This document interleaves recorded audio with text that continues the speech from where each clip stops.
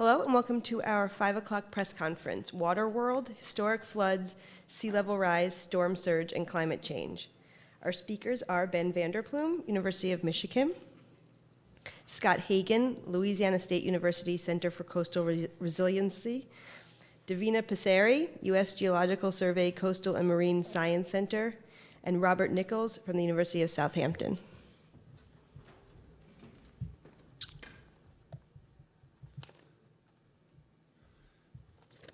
All right, good afternoon, late afternoon. My name is Ben Vanderplume. I'm the editor-in-chief of one of 8 used journals. It's called Earth's Future, and I want to just say a couple of words about the journal because the set of topics that we're going to discuss really try to emphasize connections with what the journal does. Because as it shows up there, I'm not going to read it from there, you can read that, but it's an open access science journal that really is trying to understand the state of the planet, but particularly its connections with the inhabitants of the planet, us, but also the general ecosystems. And in doing so, tries to understand something about the future, making predictions of what our future might look like together.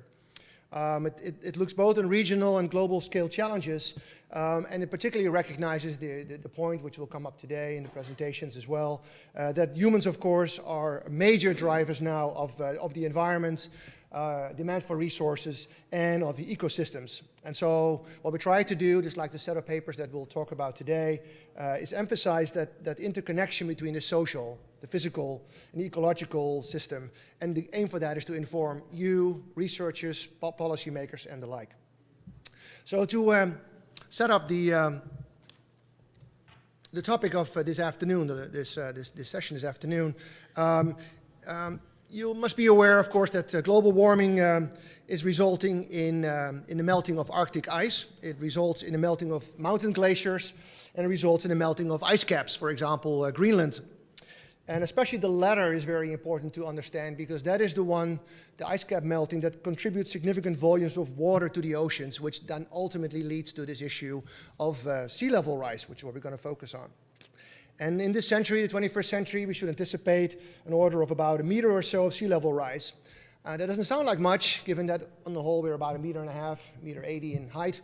But what we are talking about is the lives of hundreds of millions of people is going to be very intimately affected by this change. 1 meter sea level rise will have an enormous impact on today's human society. And the reason is living on coastal areas and living in low-lying lands. The other thing that is really important to be aware of is not just sea level rise to understand as its sheer elevation, but also that sea level rise has a major impact on the results of storms that are making land. And why that matters is that when storms come to land, they actually pull up the sea level just a little bit more. We call that storm surges. So as you talk about a sea level rise of 1 meter, you might consider storm surges are amplified on top of that. And so we also are concerned about these issues related to storms in coastal and low-lying areas. And frankly, if you follow the news, which I'm sure all you guys do for sure, you've seen impacts of of those coastal processes in the last few years, even in the United States. And you've also noticed that we're not particularly resilient to those impacts. So to recognize the importance of this topic, Earth's Future has published a set of papers, and rest assured, I just put them up there so that they're up there. I'm not going to talk paper by paper, but there's a whole set of papers that examines this key aspect of sea level rise. And what is particularly important is it tries to take a novel approach, an integrated modeling approach to understand our future much better than before. It tries to think about feedbacks that are taking place, the importance of those feedbacks among the physical, the biological, and the social processes that take place. And the reason why it does that, it probably will lead us better to understand and to make decisions toward upcoming environmental change, and particularly impacts. And the goal of understanding that is to try to enhance the resilience of human society in a changing environment. These are the introductory words I just wanted to make to give you the framework. My colleagues on the panel will emphasize aspects of that, and then after that we are available, of course, for questions on topics related to that. Scott.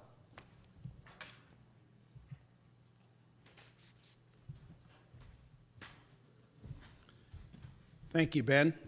And I want to thank Ben for his support of the special issue that we published. That collection of 10 manuscripts into 10 journal articles is just a fraction of the publications that have come out of a project that I have had the privilege of serving as the PI on for the last 6 years. It is funded by NOAA, and we've been looking at the ecological effects of sea level rise in the northern Gulf of Mexico. As a result of that study, I would like to communicate, if I'm successful, some basic principles that are associated with the study. One of those is this consideration of a bathtub model. And if you look at the bottom of this slide, you'll see the northern Gulf of Mexico spanning Louisiana, Mississippi, Alabama, and the Florida Panhandle. This is the coastal land margin. What's in color down there is representing the floodplain and the Gulf of Mexico and the transition in between the two. And I think particularly when you focus in on Louisiana, with all of the press that we have seen on coastal Louisiana and the land loss in coastal Louisiana, we can all appreciate that as the sea level rises, the coast doesn't stay the same.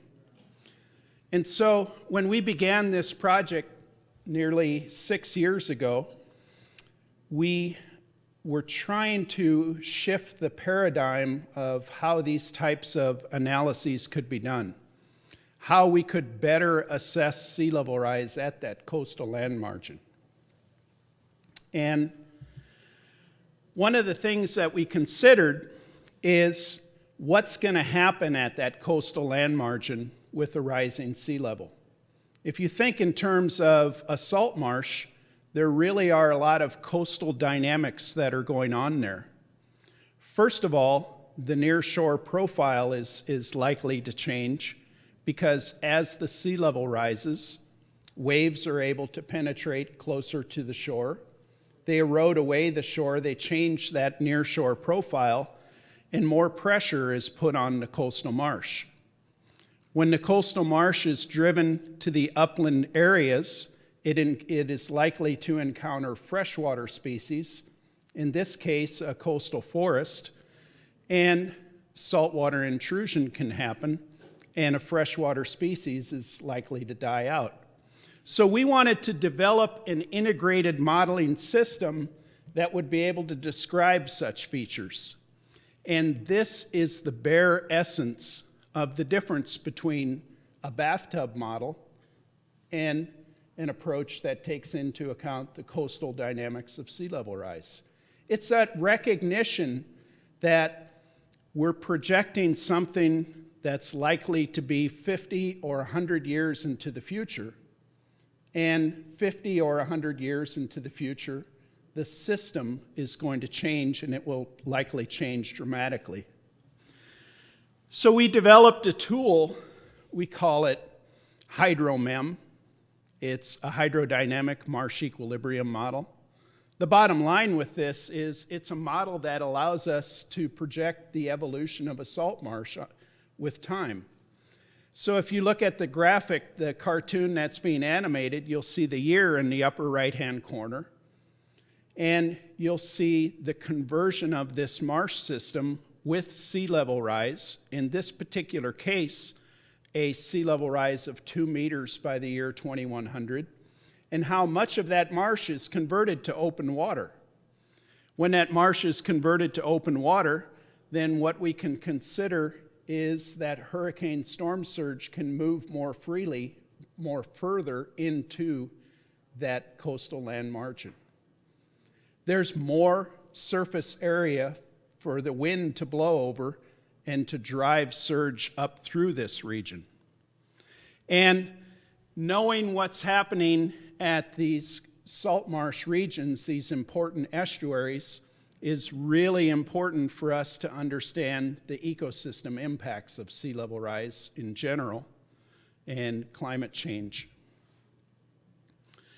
We can take this conceptualization to a hurricane storm surge concept as well. So we have some infrastructure that's along the coast, and we have a rising sea. And again, the waves penetrate further inland, and understand we're projecting something over a very long period of time, over a 50 or 100-year period. So a century from now, will the coast still be as it is today? In our experience, our anecdotal experience over the last century is that no, indeed, it will not. Not unless we engineer structures along it, or unless we help the natural system to maintain itself. Another point that I would like to make that comes out of this special issue that we put together and the research that we've been doing over the last 6 years is that we really shouldn't just think about assessing the impacts of sea level rise. We should recognize that sea level rise is tied back to carbon emission scenarios. So with carbon emission scenarios, what we can begin to evaluate if we have projections, for example, here of future land use, land cover, is that under a different temperature rise, we're going to have a different resulting sea level rise. The higher the temperature rise, more glacier melt that we're going to have, more thermal expansion of the coastal oceans, of the world's oceans that we'll have, the more sea level rise that we'll have, the more impact that we'll have to the plant communities throughout the system. And again, when we think of the year 2100, when we're going that far into the future, we have to understand that population is going to continue to grow. And unless something very dramatic happens, people are going to want to continue to live along the coast. So these areas that are represented in red that are developed are going to continue to grow, and we must represent them in our integrated modeling systems. And so we've taken that into account when we've made projections of future floodplains. And here I'm showing you the 1% probability still water extent. And as an example, what I can tell you is that this is going to increase the amount of agricultural area that's impacted. And under the high sea level rise scenario, under 2 meter sea level rise by the year 2100, it will potentially result in damages of about $280 million just to agricultural lands alone. I'm not going to read through all of these major takeaways. They'll be made available to you, and I'm happy to meet with any of you at a later date or what have you, and answer questions now. And at this point in time, I'd like to turn it over to one of my colleagues, and Davina will continue. All right, so I'm going to talk a little bit about the effects of sea level rise in the context of the coastal landscape and also astronomic tides. So we know that the coast continuously evolves, and so to predict these long-term coastal changes, we can use statistical models that are trained with observed data. So this can be information like historic rates of sea level rise, information about the wave and tide climate, and also the geological characteristics of the barrier island or the beach. So in the northern Gulf of Mexico, we found that under increased rates of sea level rise, shorelines were projected to become increasingly erosional, and dune heights were projected to decrease.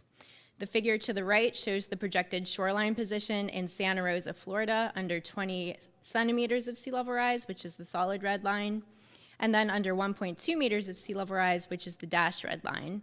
This is on top of the present-day aerial imagery. So these types of projections can be useful for coastal management decision-making and also in coastal studies. Identifying erosion risks along the coastline can help establish monitoring, stabilization, or beach nourishment projects that can reduce future erosion. And also these projections can be used in tide and storm surge assessments of sea level rise, which is what Scott was just talking about. So we wanted to see how the astronomic tides would change under sea level rise. So these are the tides that are generated from the gravitational pull of the sun and the moon on the Earth. So using numerical models, we simulated tides under different sea level rise scenarios and included projections of our future shoreline position and also our dune heights. We found that within our northern Gulf of Mexico study area, that the tide range was projected to increase within bay systems. So the largest increase we saw was about 67% from the present day under the 2 meters of sea level rise scenario. And this is important because tide range governs salt marsh productivity. So with an increase in tide range, that leads to more inundation. So that might help a salt marsh by contributing additional sediment, or it could harm a salt marsh if there's too much inundation and the marsh drowns, which is what you were seeing in those figures that Scott showed. We also found that the tidal velocities were projected to increase in our estuary systems. So in Grand Bay, Mississippi, our tidal velocities actually doubled under our 2 meters of sea level rise scenario. This could negatively affect oyster recruitment and also lead to marsh edge erosion. We found that the tidal currents may be stronger on the ebb tide or the outgoing tide, which could alter sediment transport patterns and reduce the amount of sediment and nutrients to seagrass beds and to marshes. And lastly, we found that the tidal inundation was projected to increase in the floodplain. So the figure to the right is the projected high tide inundation in Apalachicola, Florida. The blue is the present day, and the orange is under 2 meters of sea level rise. So what you can see is that we're getting increased inundation along our barrier islands and also in the low-lying lands, especially in the marshes. So these kinds of results are important for infrastructure planning. Areas prone to increased inundation might be prohibited from future development. And also we can use these from future mitigation strategies, so beach nourishment along our barrier islands to help prevent this future tidal inundation. We can also think about the coastal change due to storms and sea level rise. So barrier islands are vulnerable to extreme morphologic changes during storm events, and sea level rise can exacerbate this. So again, using numerical models, we can simulate the barrier island response to storms and sea level rise. For example, we wanted to see what would happen if Hurricane Ivan hit under 2 meters of sea level rise at Dauphin Island, Alabama, which is a barrier island right off the Alabama coast. We found that the island would be completely inundated with storm surge. So in comparison, when Ivan hit in 2004, this was about a 10% increase in inundation. We also found that there'd be extensive dune erosion across the island, especially in the low-lying areas. About a fifth of the dunes would be completely wiped out. And again, in comparison to 2004, there was dune erosion, but none of the dunes were completely lost. So these assessments are essential for looking at the future loss of property, infrastructure, and habitat, and also potential mitigation strategies like using natural and nature-based features. So for example, if we build our dunes higher and wider, that might prevent inundation and erosion. So the takeaways from this are that the effects of sea level rise are dynamic and interrelated. Increased rates of sea level rise can result in more shoreline and dune erosion in both short and long time scales. We saw that there were increases in the tide range, tidal velocities, and tidal inundation under different sea level rise scenarios. And these results have implications for natural and built coastal environments. So we really need these integrated assessments that consider the different dynamic effects of sea level rise to provide more comprehensive evaluations that will lead to more informed coastal management decision-making and ultimately will produce coastal resiliency. So with that, I will hand it off to Robert.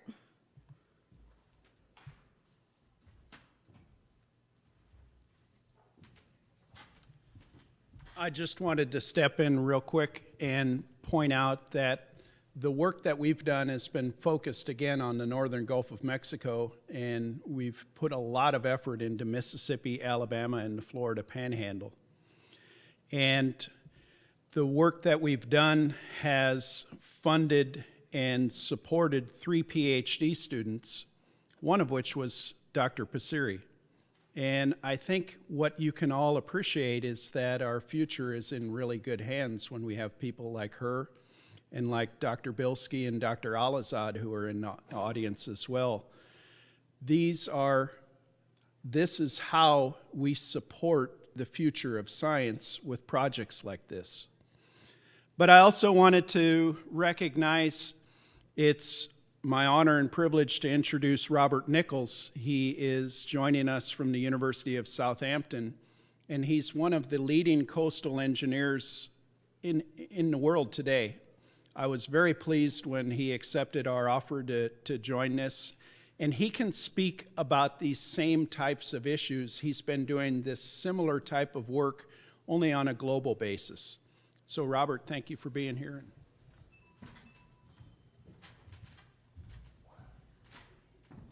Well, thank you. It's a great pleasure to be here. And I want to take that, maybe get that global perspective and go back to what Ben said, remembering that this is a global phenomenon. It's happening around the world's coast. And say there are 600 million people living below 10 meters elevation today, or more than 600 million people in the low elevation coastal zone. To give a sort of scale, those people directly or indirectly affected by sea level rise, 130 plus cities of more than 1 million people on the coast. All the world's deltas, by sort of definition, well, maybe not all the world's deltas, but most of the world's deltas, except those on lakes, where all the people live, small islands, etc. Lots and lots of vulnerable areas. And what does this kind of work mean? Well, I think let's go to one of the hotspots. Bangladesh, I think, is widely recognized as being one of the most vulnerable places on Earth to sea level rise. And this kind of bathtub view, that's simply looking at the elevation contour, has been around since the 1980s and is still available on the web. I just downloaded it fairly recently, and sort of showing you that in the lower panel, with 1.5 meters of sea level rise using the contour, you have a loss of 22,000 square kilometers of land, 16% of the country, and 17 million people live there. So the implication being 17 million people are being displaced. But then we've been working in Bangladesh and sort of doing some much more detailed work. And you start thinking, well, what's actually shaping coastal Bangladesh? And there are sort of drivers at different sorts of scales. So we've got sort of the global scale, the sea level rise, etc. we're talking about. But then we move down, we have regional issues. The rivers that produce the sediments that make the delta are really important. The Bay of Bengal as well, that's where storms come from. The river delta itself, where people live, and there's lots of things happening there, how people, they've built, for one example, polders, lots of dikes which regulate how water moves across the landscape. And then that really affects the delta communities. So to really understand how this might be impacted by sea level rise, or other kinds of change, because it's other things could matter there as well, you really need to understand all these different scales and how they interact. And that's what we've been doing in a big project led by the University of Southampton, but with many partners, more than 100 different scientists in 3 countries, UK, Bangladesh, and India, working on it. And this is the kind of picture that you get if you simply take that analysis and actually look at what might be flooded with a 1.5 meter sea level rise by 2100, taking into account what we're seeing on the ground, particularly the polders and the dikes. And the darker the area is, the more of that, the higher percentage of that area that's flooded. And you can see that it's actually a rather different picture from the sort of bathtub view. You could easily flood this much more. There are no cyclones being considered here. So, this is just one realization of what might happen. There's a lot of different pathways we can see here. But the point is, you're getting a much richer picture and a much more detailed picture about what might happen as you start to include all the complexity I just talked about. And we can move on. And here's a pair of images that sort of show in the show here. Let's imagine we have the dikes as designed. Let's imagine here they actually aren't working quite as well as we planned, not maintaining them. And you can see the colors are getting darker. So as well as just looking at sea level rise, we can also start to think about how well our interventions are influencing things. And within this framework, down here, this is the Sundarbans. So these are the largest mangrove forest in the world. We can also think about the effectiveness of the mangroves as a buffer against sea level rise and storm surge. So we can bring in a whole host of different things, and we can start to think how they fit together. And the Bangladesh Delta Plan 2100 is actually thinking about the whole country and its future up to 2100, as its name would suggest. And we've been working with them as part part of this project, and certainly they are very interested in the detailed kinds of information that these kinds of analyses can bring, the richness that we can look at, rather than just looking at like cost-benefit, which is often the criteria for making decisions. We can look at a lot of different indicators and think through what different trajectories might actually mean for Bangladesh. And so I think this kind of approach shows a methodology where you can really inform government and empower them to make decisions that manage problems like sea level rise and for the betterment of the country. Thank you.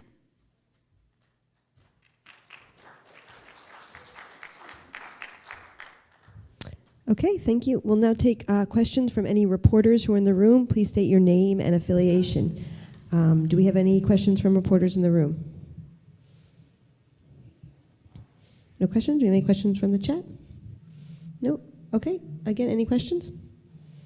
Okay, we have one over there. Wait. Actually, we have the people on the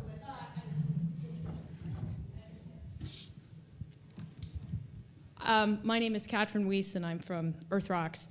So I can't help but ask a follow-up on that last comment about empowering governments who want to be able to create plans for their country in the future as sea level rises, and how that might look in the United States, especially considering the incoming President-elect.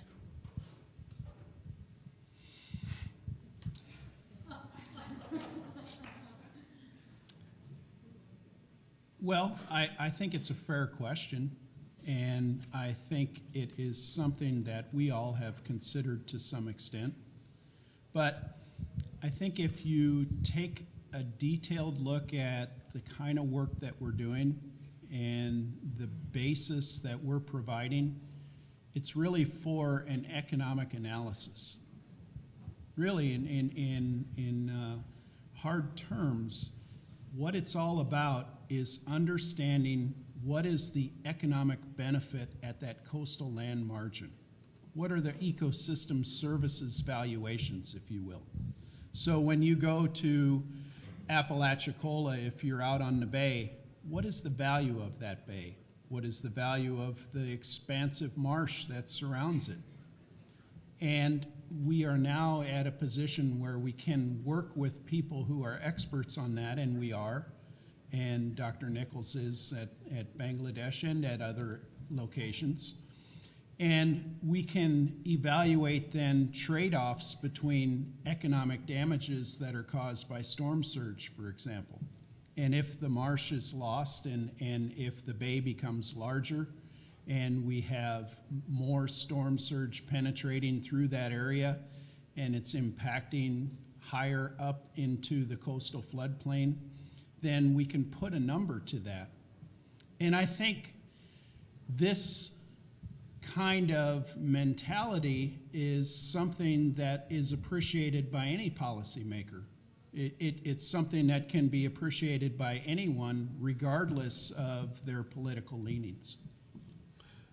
If I follow up, I mean, I think coastal areas are very important, and so therefore this kind of approach provides a sort of science-based information source for making decisions. I think that, and so building up this kind of capacity is really important. I think also the timescales of developing these capacities are also quite long. So I mean, I've been working on this issue for a few decades now. So, and we're getting better at doing it, and I think we're going to continue to do so. So I think the timescales of improvement here are also measured in decades. I'll follow up on that too. So as a federal employee, now's the time that we really want to showcase the research that we're doing and show how we're contributing to the conversation about sea level rise and producing results that can actually be used to help our coastal communities. Are there any other questions from reporters in the room? Yeah, sure. So thank you. I think the economic question of this is huge, and that's where we see in the last week or last few weeks articles nationally about the fact that people are no longer investing in coastal properties as much as they used to. But at the same time, we hear this morning that our president-elect doesn't believe in climate change, thus presumably doesn't believe in sea level rise. So when you show an example from Bangladesh, which is awesome, which is a plan up to 2100, there's a real understanding there of an impact on their country from this rising sea level. And my question to you is, how can we demonstrate that? Because science is great and facts are great, but some people don't pay attention to those. So how can we bring this story of the impact today, not 10 years from now, not in 2100, but how can we as scientists reach this message to our politicians and have a similar type of long-term plan like they do in Bangladesh? Well, I think events speak. I mean, you know, Hurricane Katrina, Sandy, and events will speak in the future. So, I mean, I believe this is a really important issue, so whatever anybody might say about the issue, events are going to demonstrate the importance of it. And you've also mentioned the fact that maybe property prices, there's actually a market response now to information. I mean, that was interesting. I'm not really aware of that, but it's a sort of rational response to the issue of sea level rise, and also if you want to bequeath some of your investment to the long term, whether you're just buying it for the short term for the view. I mean, some places in the UK, I mean, where we have massive erosion, people buy properties and essentially accept the fact that they will not bequeath that to their children. They are buying something for their retirement, so they're buying something for the short term rather than buying for the long term. So those are all signals that this is pretty important, and I imagine that will lead to a societal response. Quite how, I'm not sure, but I think those are pretty large forces you're describing. If you're going to add something of a different dimension there, of course, we just talk about the human impacts and how people see this change, but just to look at the Navy bases in the U.S., there's a lot of our tax dollars being spent already in preparation of sea level rise. And so our government is very well aware of this fact taking place. And we're talking serious amounts of money because the installations are very large. And so it's not a message is completely not reaching it. It seems that it's reaching different people in different ways. But for a long time, sea level rise had already been researched by the Navy. And they knew a lot about this and acting on it. And so I think it's not as draconian that nobody pays attention. Constituents are paying attention. Mayors of coastal cities have alerted this for a long time. Miami is putting all kinds of activities in place. All this is being done with dollars that are our tax dollars. So I think it is not that nobody is listening, it's simply that the news that nobody is listening seems to get a bit more attention than it should. Are there any other questions from reporters in the room? Any other questions on the chat? No? Okay, thank you. That concludes our press conference. Thank you very much. And that concludes our press conferences for today. We'll see you back here tomorrow morning at 8:30 for new obstacles for Syrian refugees. Thank you.